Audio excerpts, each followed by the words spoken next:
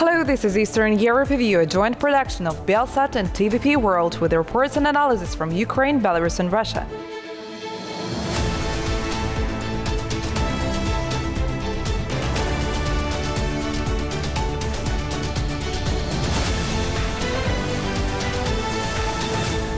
My name is Alexandra Shapalina and these are the main stories.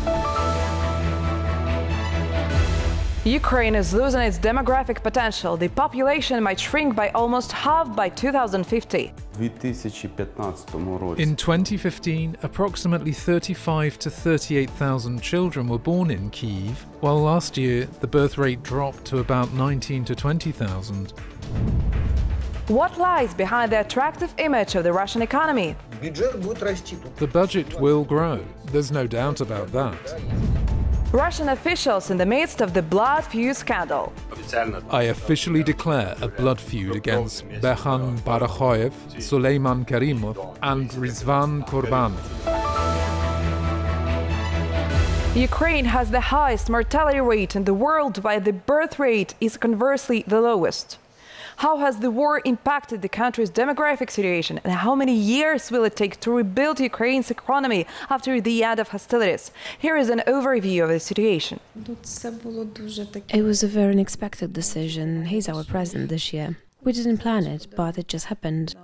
Inna, a woman from Kyiv, became a mother of 3 this year. The war in Ukraine did not affect her decision to give birth to her 3rd son. I was worried because I was lying here and during every alarm we had to go downstairs to the bomb shelter. It's hard being 9 months pregnant and having to get up and walk. I was worried that there would be an alarm during labor, but everything turned out fine. A military couple, Veronica and Alexander, are expecting a baby girl. As first-time parents, they say there's no time to wait for the perfect moment to have a child. That's why they conceived their daughter in the frontline town of Kramatorsk. There was no question of war. The focus was on the fact that we love each other and want to continue living our lives. That's why we welcomed such a princess. Alexander is the commander of a company of servicemen fighting in the Pokrovsk direction in the Donetsk region. He says he barely managed to leave his position and get to the capital to be with his wife in time for the birth of their daughter. Thank God I had that opportunity. The contraction started when I was in the basement, right during the air raid. Of course it was uncomfortable, but this is the time we live in now. We have to go through this phase, I guess.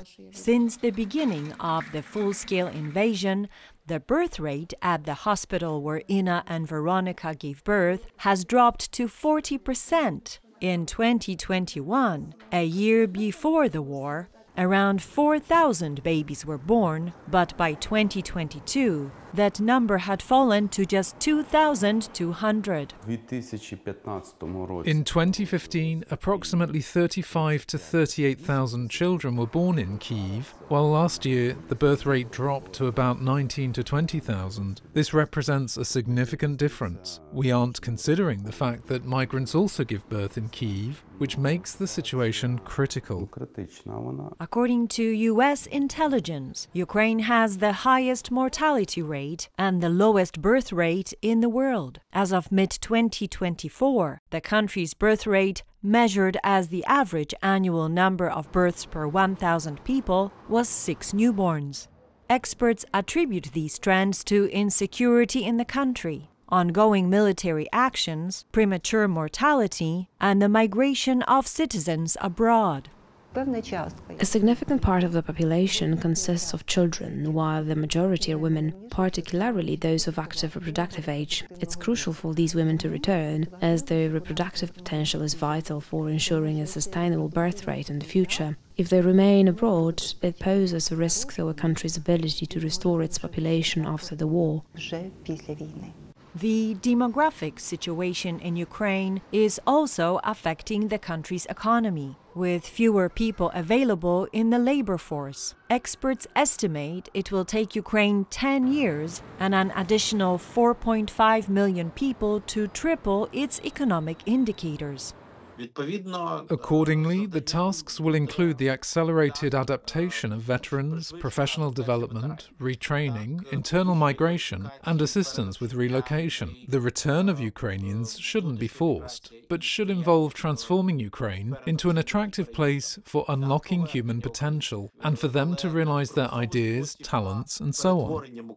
According to projections by the Ukrainian Institute of Demography, given the existing challenges and concerns that this situation will persist even after the end of hostilities, Ukraine's population could shrink to 25 million by 2051. Before Russia's full-scale invasion in February 2022, Ukraine's population was around 42 million.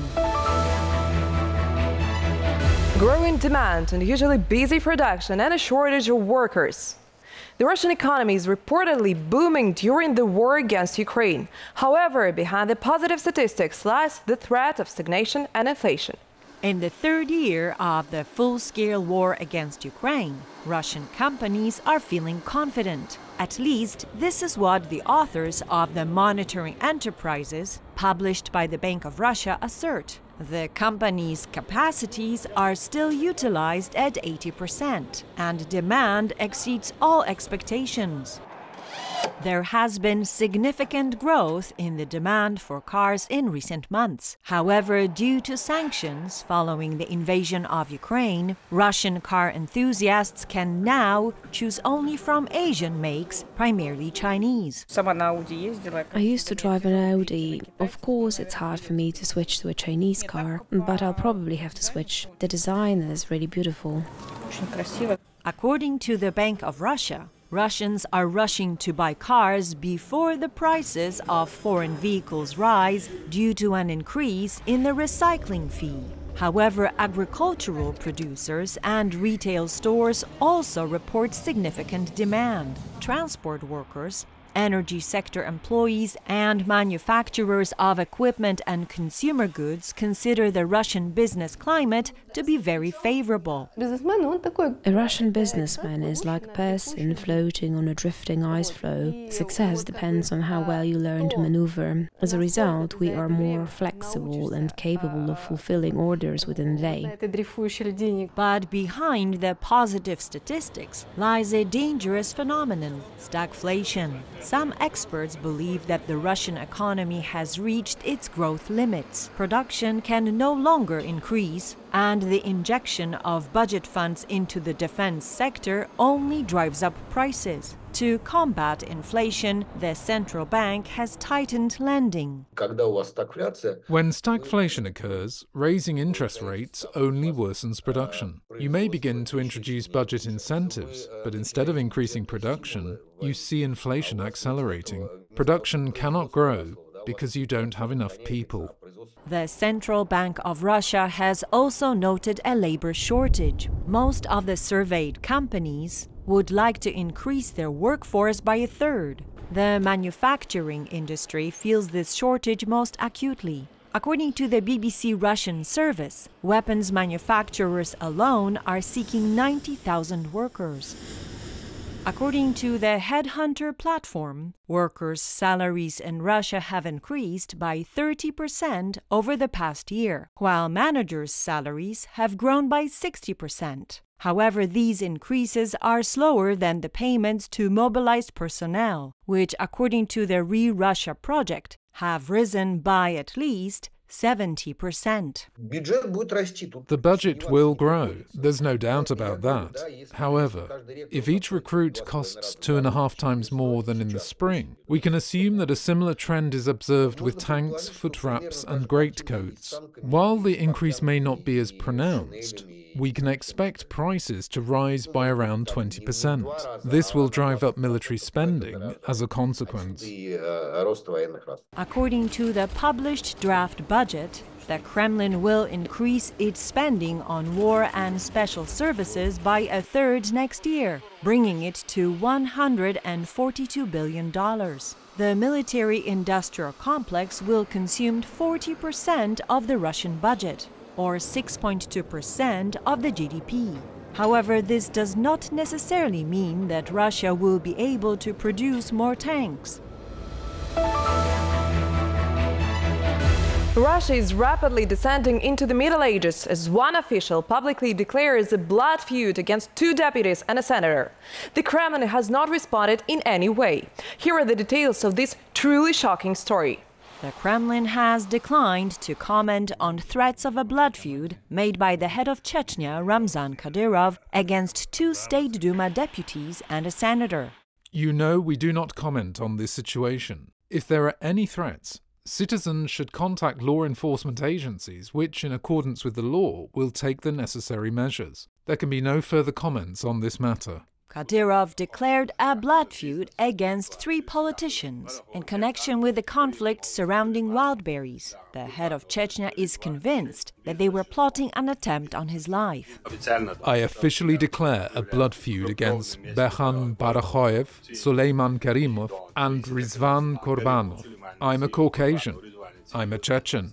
There are witnesses and there are people who were approached to find out how much they would accept for carrying out the order to murder me. Karimov himself has not publicly responded to Kadyrov's threat. However, State Duma deputy Rizvan Kurbanov, who was also targeted, did not leave the accusations from the head of Chechnya unanswered. In his video address, Kurbanov stated that he had never been involved in planning any murder.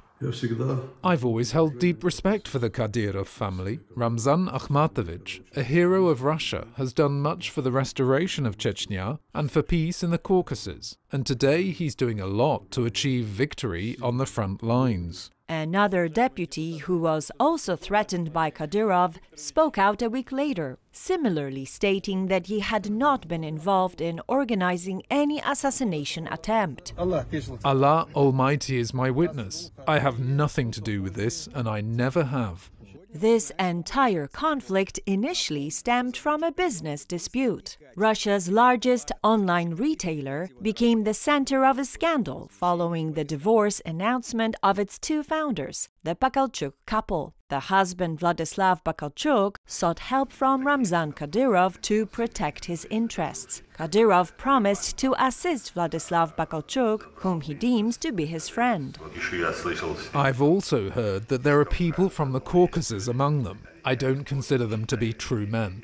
Their actions are not honorable. Moreover, the Caucasus will not accept them. If you're a man, don't do this. I won't forgive them for this. On September the 18th, Vladislav Bakalchuk, accompanied by a group of supporters, including representatives from Chechnya, attempted to force entry into the Wildberries office. Security prevented him from entering, and a shootout ensued, resulting in the deaths of 2 Ingush security guards. The participants in the confrontation were arrested, but later expressed a desire to volunteer to fight in the war against Ukraine. Ingushetia, a republic in the North Caucasus neighboring Chechnya, mourned the victims, with crowds of compatriots gathering to receive the bodies. Kadyrov referred to these gatherings as rallies. The funeral of the slain guards was attended by a State Duma deputy from Ingushetia, Bekhan Barakhoyev, the same deputy who has also been threatened with a blood feud by Kadyrov. Public figures, imams and even relatives of those who have been killed state that there are no grievances or hostility towards the Chechens, and there cannot be any. There are people who committed a crime, and the community expects those criminals to be held accountable for their actions. Kadyrov announced the end of the practice of blood feuds in Chechnya back in 2011. However, this declaration remained only in words. In June of this year, journalists from the Caucasian Knot published an article about blood feuds in Chechnya, stating that this practice has not become a thing of the past, but remains very much alive in the Republic. That's all for today. Thank you for watching Eastern Europe Review. We will be back next week with our new reports. I'm Alexandra Shapalina. Keep watching TVP World and see you next time.